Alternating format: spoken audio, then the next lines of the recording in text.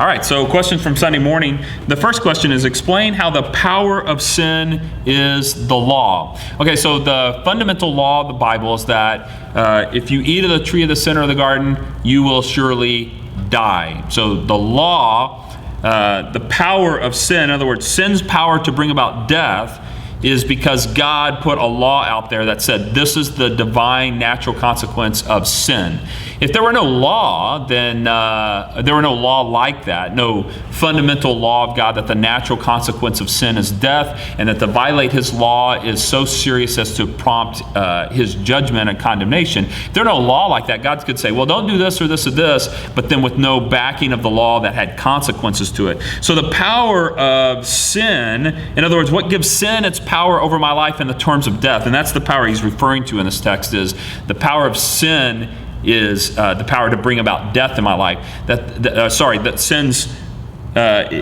sin's effect on me is that it brings about death in my life, right? Because he says, oh, death, where's your sting?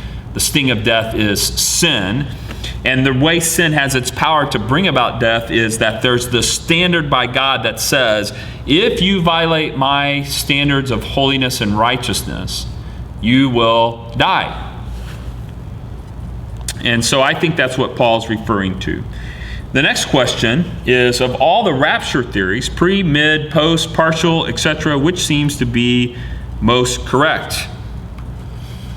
Okay. I try not to be dogmatic about eschatological themes. There are a lot of good theologians all over the board on these things. My own theory is that 1st and 2nd Thessalonians implies that the calling up of the church to be with Christ and the resurrection of those who have died previously is a end of all of these things moment. So right at the very end of the tribulation, that the abomination of desolation occurs first, that the revealing of the Antichrist occurs before the calling up of the church, according to 2 Thessalonians chapter 2. And because of that, I tend to lean towards that the rapture is not really a calling out of the world, but a culmination of the resurrection and the rapture of the church to be part of Christ's final victory. And so that's where I lean. However, there are a lot of good theological discussions on this, and so I don't think we should be dogmatic about the end times. I think we just say we watch and pray, and as things unfold, we look for God's strength and guidance in all these things to be ready,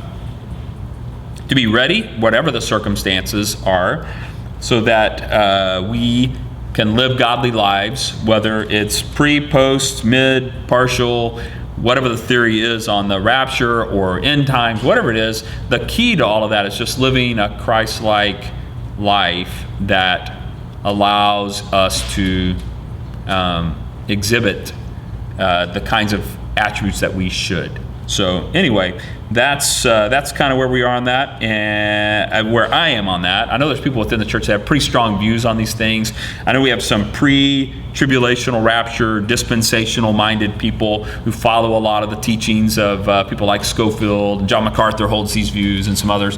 And those are great theologians and great pastors. I just tend to think that the case for that stringent a chronology of end times isn't quite as clear in the scripture to me.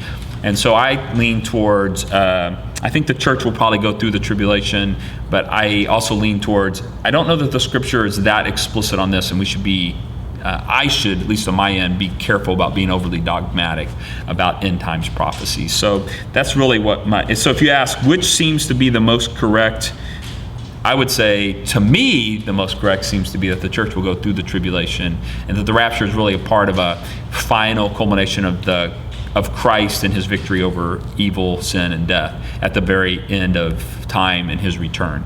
That's my view on it, but study the scripture and watch and pray.